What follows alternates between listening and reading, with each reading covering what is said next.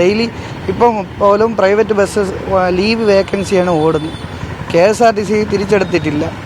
ഇത്രയും തോന്നിയാസം കാണിച്ച മേയറും MLA ഇപ്പം നല്ലവണ്ണം ജോലി ചെയ്യുന്നുണ്ട്, ജനങ്ങളെ പറ്റിക്കുന്നുമുണ്ട് നല്ല രീതിയിൽ.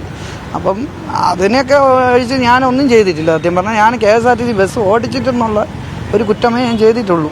പിന്നെ ഞാൻ BJP കാരനെന്ന് പറഞ്ഞ് ഞാൻ അന്ന് എല്ലാ ചാനലുകാരുടെ അടുത്തും കാണിച്ചിട്ടുണ്ട്.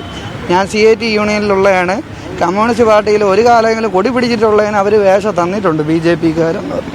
അപ്പോൾ അതുകൊണ്ട് നല്ല രീതിയിൽ എനിക്ക് എന്തായാലും ഇപ്പോൾ ഒരു പാർട്ടിയില്ല. ഇപ്പോൾ ജീവിതം ഇങ്ങനെയാണ്. എന്തെന്ന് വെച്ചാൽ എൻ്റെ ജീവിതം ഇതേപോലെ പ്രൈവറ്റ് ബസ് ഓരോ തവണയും ഓടി, അല്ലെങ്കിൽ നമുക്ക് ഫിക്സഡ് ആയിട്ട് ഒരു എമൗണ്ട് ലേറ്റായിട്ടായാലും കിട്ടിക്കൊണ്ടിരുന്നതാണ്. മോൻ്റെ പഠനത്തിനായാലും ഭയങ്കര ബുദ്ധിമുട്ടിലാണ്. മേയർ ഇപ്പോൾ യഥേഷ്ടം ജോലി ചെയ്തു, ഇപ്പോൾ അവർക്ക് ശമ്പളം കിട്ടുന്നുണ്ട്, എല്ലാ കാര്യങ്ങളും ചെയ്യുന്നുണ്ട്. ഈ പറയുന്നതെന്ന് വെച്ചാൽ ഈ കമ്മ്യൂണിസ്റ്റ് പാർട്ടി എന്ന് പറയുമ്പോൾ പാവങ്ങളുടെ പാർട്ടി എന്നാണ് പറയുന്നത്. പക്ഷേ നല്ല രീതിയിലുള്ള ദ്രോഹം ചെയ്തിട്ടുണ്ട്. ഈ ഇപ്പം ആംഗ്യം പറഞ്ഞില്ലേ, അപ്പോൾ ആംഗ്യം പറയുമ്പോഴത്തേക്ക് എനിക്കും അമ്മയും കുഞ്ഞമ്മയും വല്യമ്മയും എല്ലാവരും കുടുംബം ആയിട്ട് ജനിച്ചതാണ് ഞാനും. അപ്പോൾ ഈ ആംഗ്യം സ്ത്രീകളെ കാണിച്ചെന്ന് പറഞ്ഞ് ഭയങ്കര ഇതിൽ പ്രതിഷേധവും കാര്യങ്ങളുമായിരുന്നു ഈ മേയർ ഉന്നയിച്ചത്. അപ്പം ഞാൻ ഈ ആംഗ്യം കാണിച്ചെന്ന് പറയുന്ന മേയർ ഉന്നയിച്ച കാര്യങ്ങൾ ഈ പറയുന്ന കേട്ട് കഴിഞ്ഞാൽ നമ്മളെ ഇപ്പോൾ അധിക്ഷേപിച്ചതിനും ചാനലുകളിൽ കൂടെ എല്ലാവരും എന്നെ അധിക്ഷേപിച്ച കാര്യങ്ങളുണ്ട്. ഇവൻ ആംഗ്യം കാണിക്കുന്നവനാണ്, ഇവൻ പെണ്ണുങ്ങളെ വിരോധിയാണ് എന്നൊക്കെ പറഞ്ഞിട്ട്. അപ്പോൾ നമുക്ക് ഈ മാനവും നാണവും ഇല്ലാതെ സ്ത്രീയൊക്കെ മാത്രമേ ഉള്ളൂ എന്നുള്ളതല്ല. ആവശ്യത്തിന് വേണം, എല്ലാവർക്കും വേണം, പക്ഷെ ദുരുപയോഗം ചെയ്യുകയാണ് ബാക്കിയുള്ളവരുടെ പേരിൽ. അപ്പോൾ ഇനി അടുത്ത് എന്തെങ്കിലും ഉണ്ടോ? എന്തെങ്കിലും ഉണ്ടോ? ആരെങ്കിലും ചോദിക്കണ്ട? കേസുമായിട്ട് ബന്ധപ്പെട്ട കേസിൻ്റെ വല്ല ഡീറ്റെയിൽ അറിയണമെങ്കിൽ സാർ പറയും. ഇതിൻ്റെ മുന്നോട്ടുള്ള നിയമ നടപടികൾ എന്തെങ്കിലും? ഈ തുടക്കം മുതൽ തന്നെ കേസ് കംപ്ലയിൻറ്റ് ഫയൽ ചെയ്ത് അല്ലെങ്കിൽ പരാതി കൊടുത്ത അന്ന് രാത്രി തന്നെ ഇത് കൊടുത്ത കംപ്ലയിൻറ്റ് പുറത്ത് കേസ് എടുത്തിട്ടില്ലായിരുന്നു. പിന്നെയാണ് നമുക്ക് കോടതിയെ സമീപിച്ച് FIR എടുപ്പിക്കേണ്ടി വന്നത്.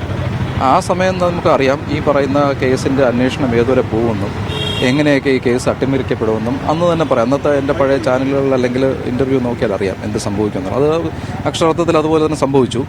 ഒരു 5 പേര് സഞ്ചരിച്ച കാറിനകത്ത് നടന്ന ഒരു ഒഫൻസിൽ ഒരു ആളെ മാത്രം പ്രതിയാക്കി ബാക്കി 4 പേരെ ഒഴിവാക്കിയിട്ടാണ് ചാർജ് ഷീറ്റ് ഫയൽ ചെയ്തിരിക്കുന്നത്.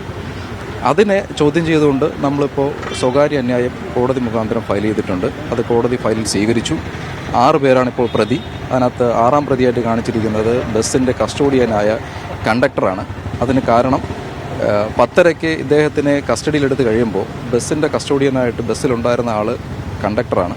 അപ്പോൾ സ്വാഭാവികമായിട്ടും ഈ മെമ്മറി കാർഡിൻ്റെ നഷ്ടം അല്ലെങ്കിൽ എവിടെ നഷ്ടപ്പെട്ടു പോയി എന്നുള്ളതിന് ഉത്തരം പറയേണ്ട ബാധ്യസ്ഥത ഈ പറയുന്ന കണ്ടക്ടർക്കുണ്ടാവും. തമ്പാനൂർ പോലീസ് ഇതുമായി ബന്ധപ്പെട്ടൊരു കേസ് 201 IPC പ്രകാരം രജിസ്റ്റർ ചെയ്തിട്ടുണ്ടായിരുന്നു. പക്ഷേ നാളിതുവരെയായിട്ടും യാതൊരു അന്വേഷണവും അതിൽ നടന്നിട്ടില്ല. അതുപോലെ തന്നെ മേയർ വാദിയായിട്ടൊരു കേസുണ്ടായിരുന്നു, അതിലും അന്വേഷണം പ്രോപ്പറായിട്ട് ഇതുവരെ നടന്നിട്ടില്ല. പക്ഷേ ധൃതി പിടിച്ച് അവരെ സർവീസിൽ നിന്നും കുറയുന്നതിന് അല്ലെങ്കിൽ ഒഴിവാകുന്നതിന് മുമ്പ് തന്നെ അവരെയും അവരുടെ ഭർത്താവിനെയും സഹോദരൻ്റെ ഭാര്യയെയും ഒഴിവാക്കിക്കൊണ്ട് ഒരു കുറ്റപത്രം ഫയൽ ചെയ്തത് ഇത് വെറും രാഷ്ട്രീയമാണ്. രാഷ്ട്രീയം ബേസ് ചെയ്തുകൊണ്ട് മാത്രമാണ് ഈ കേസിൻ്റെ അന്വേഷണം അട്ടിമറിക്കപ്പെട്ടത്. അത് നമ്മൾ കോടതിയിൽ ചലഞ്ച് ചെയ്യുന്നുണ്ട്. ഓക്കെ.